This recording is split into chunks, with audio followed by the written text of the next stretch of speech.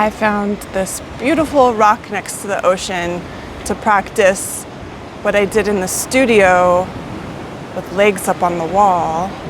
So we can experiment with uneven, asymmetrical landscape. Hopefully you can find a tree, a nice tree that doesn't mind you putting your feet on it, or a jaggedy rock by the ocean.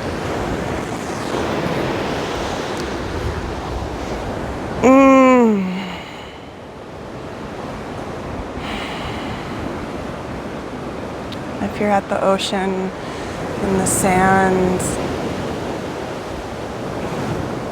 taking in the sand and moving water, landscape.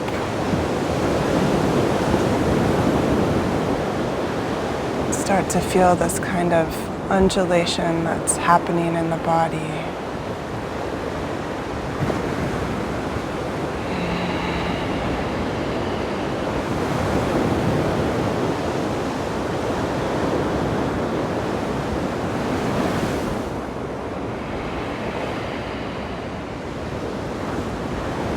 Breathing in through your skin.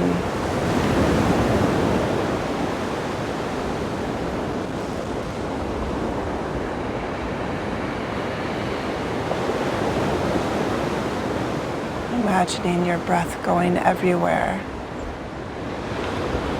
Just like the negative ions from the salt water.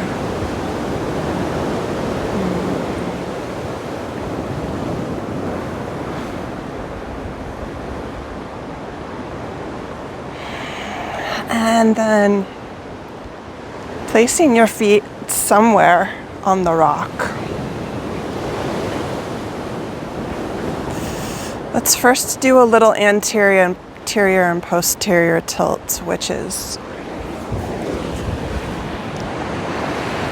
here's anterior tilt, sticking your butt out. Here's posterior tilt. You can say tucking, but tucking is not the verb that I want to use, because then it incites a kind of gripping around the sacrum.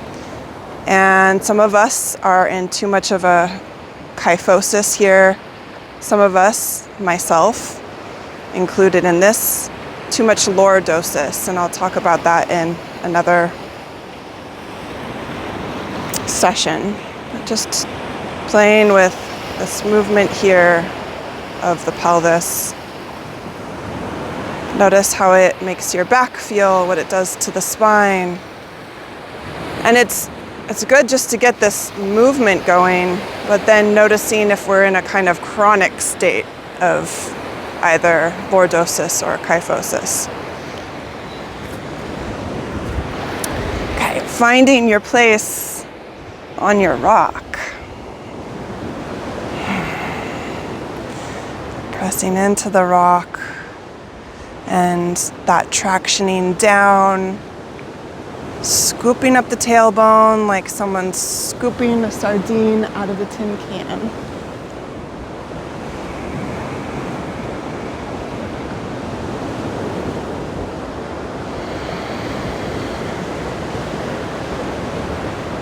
Matching the movement to the breath.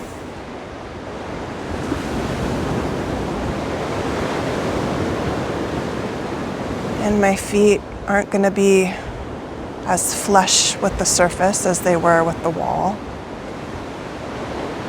So, practicing some adaptability here. So now switching a position with the feet. Inhaling to scoop up. Exhaling to scoop down. Maybe placing hands in front of the hip flexors. Inviting a softening around the space.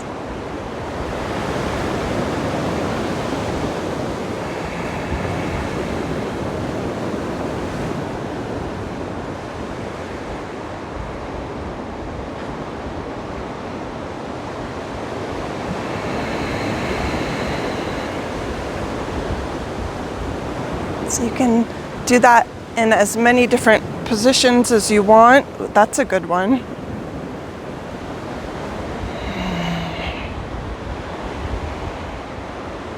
Maybe try going wide and turned out. Notice what that does.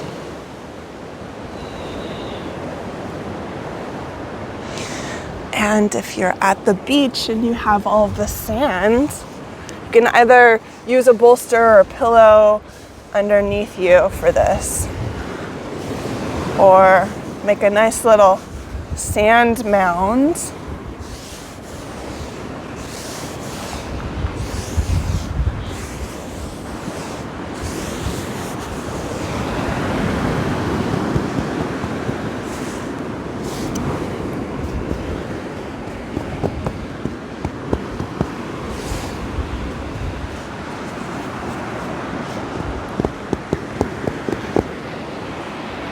And then place your sacrum on your sand mound. Try not to crush it.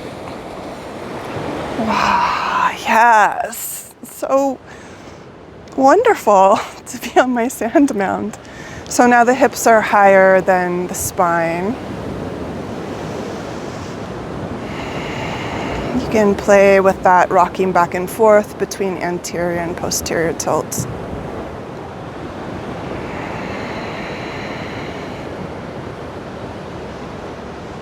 And now narrowing the knees a little bit so that they're directly in line with the hip sockets. Extend the right foot without dropping sand into your eye. And reaching out through the center of the right heel, finding a lot of length through the front of the leg. We're going to chant Ma as we lower the right leg down. Ma.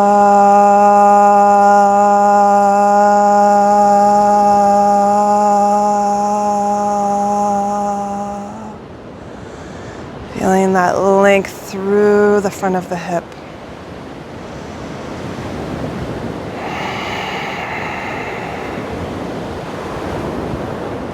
I'm still activated through the right leg, still engaging.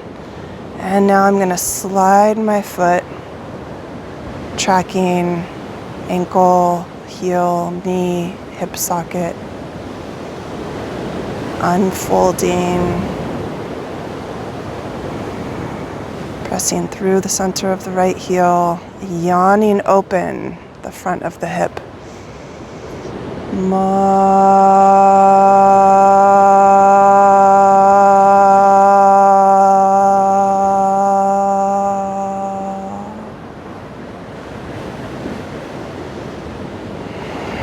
Slide back. You can do this as many times as you want. You can just let the right leg hang and soften. Just a gentle release. We're not putting ourselves into an extreme stretch. It's just a softening.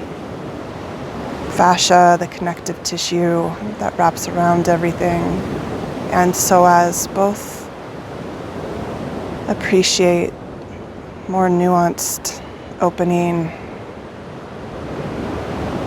Practicing listening. And now switching legs. Extending the left leg long.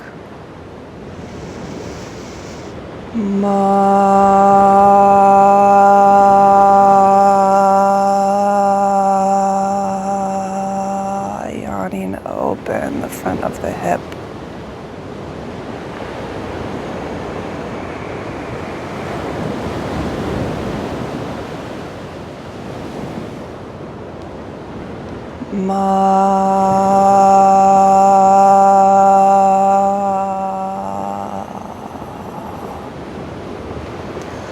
Ooh, I'm especially tight on the left side.